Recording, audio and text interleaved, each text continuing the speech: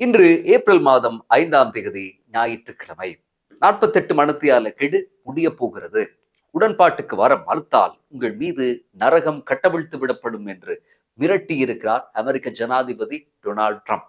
Trump ஈரானுக்கு வழங்கிய 10 நாள் காலக்கெடு நாளைய தினம், அதாவது 6ஆம் தேதி முடிவுற இருக்கக்கூடிய நிலையில் வழக்கம் போலத்தான் ட்ரூத் சோசியல் பக்கத்தில் ட்ரம்பினுடைய இந்த எச்சரிக்கை கீதம் வெளியாகி இருக்கிறது. ஹோமோஸ் நீரிணையை திறப்பதற்கோ அல்லது புதிய ஒப்பந்தம் ஒன்றை மேற்கொள்வதற்கோ இன்னும் 48 மணித்தியாலங்கள் தான் பாக்கி இருப்பதாகவும், அப்படி எந்த விதமான உடன்பாடும் எட்டப்படாவிட்டால் ஈரான் மீது நரகத்தை பொழிய தயாராக இருப்பதாகவும் நேற்றைய தினம் ட்ரம்ப் சொல்லியிருந்தார். இதேவேளை அமெரிக்கா மற்றும் ஈரான் இடையே போர் நிறுத்த மத்தியஸ்தம் செய்வதற்கான தங்களுடைய முயற்சிகள் சரியான பாதையில் சென்று கொண்டிருக்கிறது என்று பாகிஸ்தானினுடைய வெளிவிவகார அமைச்சு தெரிவித்திருப்பதாக AP செய்தி சேவை தெரிவித்திருக்கிறது. உண்மையில் பேச்சுவார்த்தை என்ற ஒன்று நடக்கிறதா? அப்படி இல்லாவிட்டால் சும்மா 3ஆம் தரப்பு வழியாக பாகிஸ்தான் செய்திகளை கடத்தி கொண்டிருக்கிறதா என்று தெரியவில்லை. ட்ரம்பை கேட்டால் அழகான பேச்சுவார்த்தை, எனக்கு பரிசு எல்லாம் கூட தந்தார்கள் என்று சொல்லுவார். ஈரானை கேட்டால் தூக்க கலக்கமா என்று கேட்கும். பேச்சுவார்த்தை அட்டகாசமாக சென்று கொண்டிருக்கிறது என்று சொல்லும் ட்ரம்ப் அடுத்த 1 மணி நேரத்தில் ஈரானின் அணு உலைகள், மின் உற்பத்தி நிலையங்கள், தண்ணீர் சுத்திகரிப்பு நிலையங்கள், எரிவாயு மையங்களை தாக்கி அழிப்போம் என்று சொல்லுகிறார். ட்ரம்பினுடைய உளறுகள் இன்று ஒரு முடிவில்லாமல் சென்று கொண்டிருக்கின்றன. ஈரானில் எல்லாம் அழிக்கப்பட்டு விட்டது என்றும் அங்கே எதுவுமே இல்லை என்றும் ட்ரம்ப் தினமும் பேசக்கூடிய ஒரே மாதிரியான திரைக்கதை முடிய அமெரிக்காவினுடைய F-15 விமானம் தெற்கு ஈரானில் சுட்டு வீழ்த்தப்பட்டிருக்கிறது. இதில் ஒரு விமானியை தாம் காப்பாற்றி விட்டதாகவும் மற்ற விமானியை மீட்கும் படலம் தொடர்ந்து கொண்டிருப்பதாகவும் சொல்லுகிறது அமெரிக்கா. ஆனால் ஈரானோ அமெரிக்கா சொல்வது பொய், அப்படி யாரையும் அமெரிக்கா மீட்கவில்லை என்று அறிவித்திருக்கிறது. மேலும் காணாமல் போயிருக்கும் விமானிகளை பிடித்து தருவோருக்கு $60,000 அமெரிக்க சன்மானமும் அறிவித்திருக்கிறது ஈரான். இதில் வேடிக்கை என்னவென்றால், விமானிகளை தேடி பயணமான மற்றொரு அமெரிக்க உளவு விமானமான A-10 சுட்டு வீழ்த்தப்பட்டிருக்கிறது என்பதுதான். அமெரிக்கா இந்த அதிர்ச்சிகளை எல்லாம் நிச்சயமாக தாங்கி இருக்காது. அத்தனை படையையும் ஒழித்து கட்டி தேசத்தையே மொட்டையடித்து விட்டோம் என்று 1000 தடவை சத்தியம் செய்த பிறகும் இப்படி நடக்கிறது என்றால் அதற்கு உண்மையில் என்னதான் அர்த்தம்? அதுவும் இது ஒன்றும் இன்றோ நாளையோ ஜீவன் போக இருக்கக்கூடிய பழைய தகரடப்பா விமானங்களும் அல்ல. அது அதிநவீன விமானங்கள்.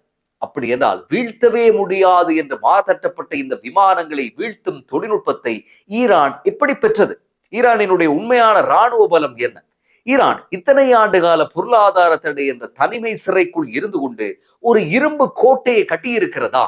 அமெரிக்க ஜனாதிபதிக்கு இப்போது போதாத காலம். அவர் எதிர்பார்த்தது போல வெறும் 3 நாட்களில் முடிந்துவிடும் என்று எதிர்வு கூறப்பட்ட இந்த யுத்தத்துக்கு 37 நாட்கள் கடந்து விட்டது. இத்தனை நாட்கள் கடந்த நிலையிலும் ஈரானின் ஆயுத பலத்தில் யாதொரு குறைபாடும் ஏற்படவில்லை என்றும், இதே போன்ற பல நவீன ஆயுதங்கள் இன்னமும் பாவிக்கப்படாமல் இருப்பதாகவும் CIA தெரிவித்திருக்கிறது.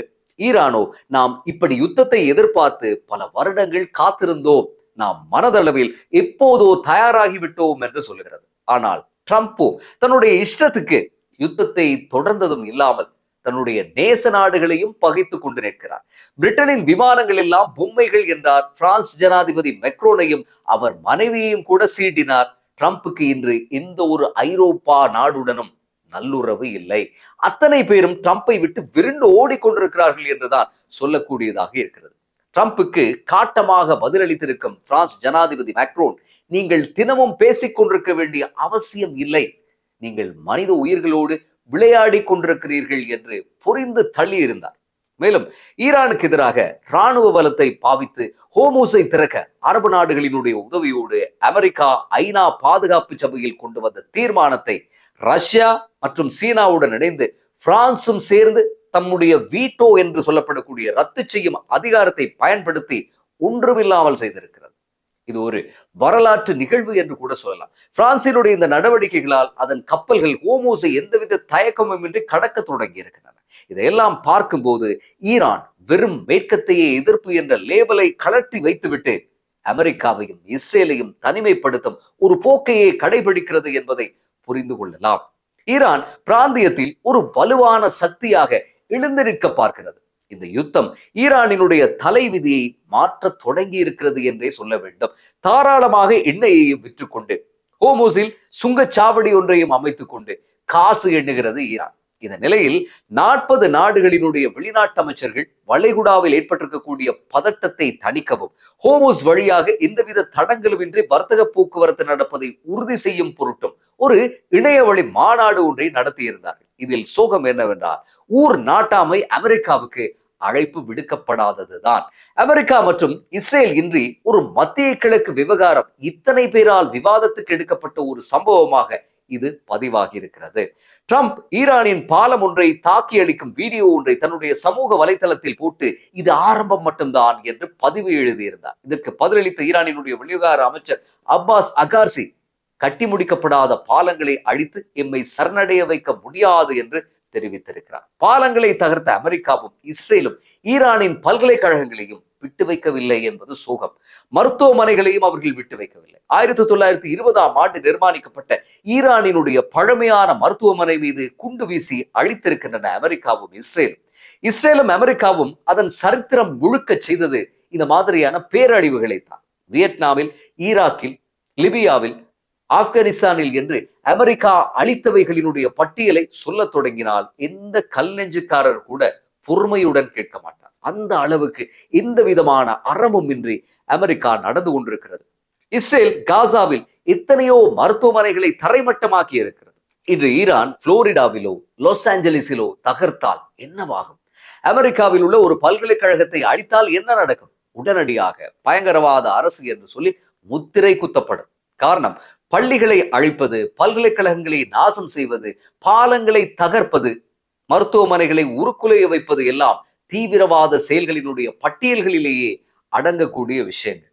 அமெரிக்காவுக்குள் தாக்குதல் நடத்தி பொதுமக்களை கொல்பவர்களுக்கு வழங்கப்படும் அதே பயங்கரவாத முத்திரையை தான் ஈரானினுடைய உட்கட்டமைப்புகளை நிர்மூலம் செய்யும் அமெரிக்காவுக்கும் வழங்க வேண்டும். ஆனால் துரதிர்ஷ்டவசமாக அமெரிக்கா இப்படி செய்யும் போது அவை போர் என்ற போர்வைக்குள்ளே ஒளிந்து கொண்டு விடுகின்றன. அமெரிக்கா மற்றும் இஸ்ரேலின் இந்த தாக்குதல்கள் எல்லை கடந்து சென்றிருக்கக்கூடிய நிலையில் ஈரானும் இதே போன்ற தாக்குதல்களை மேற்கொள்ள தொடங்கி இருக்கிறது. பஹ்ரைனில் இயங்கும் அமேசான் நிறுவனத்தை தாக்கி இருக்கிறது ஈரான். இப்போது நிறுவனம் சேதாரத்துக்குள்ளாகி அந்த நிறுவன ஊழியர்கள் எல்லாம் தலை தெரித்து ஓடிவிட்டார்கள். இழுத்து மூடப்பட்டு விட்டது அமேசான் என்கிற அந்த நிறுவனம். இந்த நிலையில் அபுதாபியில் இருக்கும் ஸ்டார்கேட் என்று சொல்லப்படும் AI டேட்டா சென்டரை தாக்கி அழிக்கப் போவதாக பரபரப்பு காட்டி இருக்கிறது ஈரான். ஸ்டார்கேட் என்று சொல்லப்படுவது அமெரிக்கா மிகப்பெரிய அளவில் முதலீடு செய்த ஒரு ப்ராஜெக்ட். ஜப்பானின் ஒரு வங்கியும் இதில் முதலீடு செய்திருக்கிறது. அமீரகத்தினுடைய முதலீடுகள் என்று மொத்தமாக $500 பில்லியன் இதில் கொட்டப்பட்டிருக்கின்றன. இன்னும் ஒரு சில மாதங்களில் இந்த நிறுவனம் தங்களுடைய பணியை தொடங்க இருந்தது. இந்த நிலையில்தான் இப்படி ஒரு திடுக்கிடும் மிரட்டல் வந்திருக்கிறது. ஸ்டார்கேட் தாக்கப்பட்டால் வளைகுடாவில் இதுவரை வெற்றிகரமாக நடந்தேறிக் கொண்டிருந்த அத்தனை முதலீடுகளும் படுத்துவிடும். துபாயும் அபுதாபியும் இனியும் வர்த்தகத்துக்கு பொருத்தமான நகரங்கள் அல்ல என்ற ஒரு பிம்பம் ஏற்படும். ஏற்கனவே இந்த யுத்தத்தால் பங்கு சந்தை சரிந்து விழ முதலீட்டாளர்கள் எல்லாம் பதபதைத்து நிற்க அமீரகம் தன்னுடைய புகழையும் கீர்த்தியையும் இழந்து நிற்கிறது. இந்த நிலையில் இப்படி ஒரு தாக்குதல் நடந்தால் இருதயமே சுக்குநூறானது போலத்தான் மாறிவிடும். ஈரானினுடைய உட்கட்டமைப்புகள் சிதறடிக்கப்படுவது அல்ல இங்கு விஷயம். ஈரான் கடந்த 47 ஆண்டுகளாக அமெரிக்காவினுடைய பொருளாதார தடைக்குள்ளான ஒரு தேசம், வேண்டுமென்றே ஓரம் கட்டப்பட்ட தேசம். ஆனால் அதற்காக குப்புறப்படுத்திக் கொண்டு கவலைப்படாமல் வாகனம் முதல் ஏவுகணைகள் வரை அனைத்தையும் சுயமாக தயாரித்து தற்சார்பு பொருளாதாரத்துக்கு நவீன இலக்கணமாக திகழ்கிறது தேசம். ஆனால் வளைகுடா நாடுகளினுடைய நிலைமையோ அவ்வாறு இல்லை. அமெரிக்காவும் இஸ்ரேலும் அங்கே பின்னி பிணைந்திருக்கின்றனர்.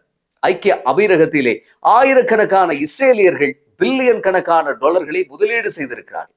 அமெரிக்க கோடீஸ்வரர்களினுடைய சொர்க்கபுரியாக அது கருதப்படுகிறது.